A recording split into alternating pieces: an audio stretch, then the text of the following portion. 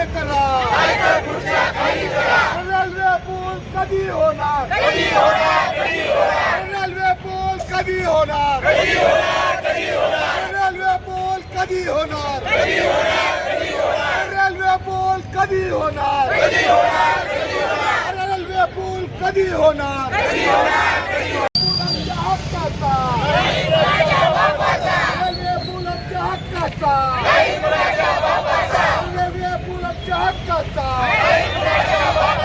Railway प्रशासन होश में आओ, रेल्वे प्रशासन होश में आओ, रेल्वे प्रशासन होश में आओ. रेल्वे पूल झालंच पाहिजे,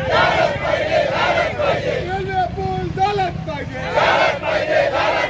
रेल्वे पूल झालंच पाहिजे, रेल्वे पूल झालंच पाहिजे, रेल्वे पूल झालंच पाहिजे, रेल्वे पूल झालंच पाहिजे, रेल्वे पूल झालंच पाहिजे. आमच्या मागण्या मान्य करा, आमच्या मागण्या मान्य करा. रेल्वे प्रशासनाचं करायचं काय? रेल्वे प्रशासनाचं करायचं काय? रेल्वे प्रशासनाचं करायचं काय? आमच्या मागण्या मान्य करा.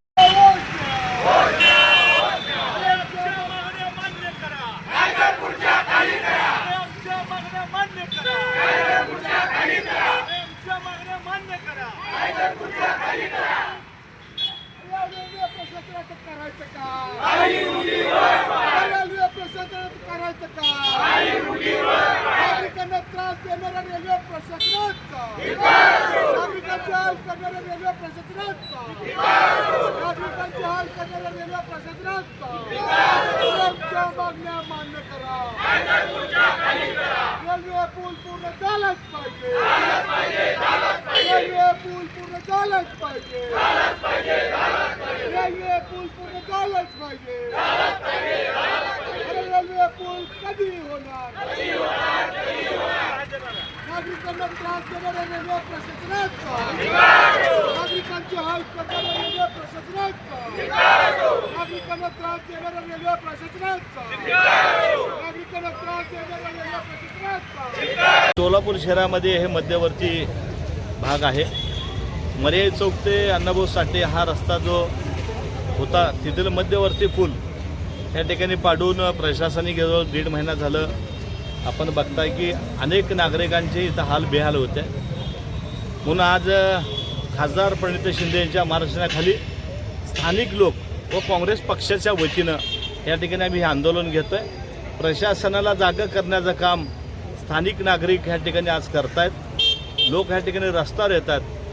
1.5 महिना झालं हा काम इथलं बंद आहे. त्यामुळं लोकांच्या लक्षात आलं की ह्या ठिकाणी जे रेल्वे प्रशासन आणि नॅशनल हायवे ह्या दोघातला जो वाद आहे, नॅशनल हायवेनी सांगितलं की आम्ही फाउंडेशनच्या मंजुरीला या ठिकाणी रेल्वे प्रशासनाकडे जे फाईल पाठवले ते आज तागायत ते फाईल मंजूर झालं नाही.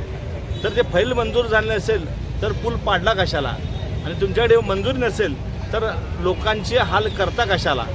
तुमच्याकडे पूर्ण ह्याच्या फाईल मंजुरी या फाउंडेशनचं या ठिकाणी तुम्ही डिझाईन दाखवलात. पाडल्यानंतर तुम्ही सांगितलात की 12 ते 14 महिने हा पूल होणार आहे.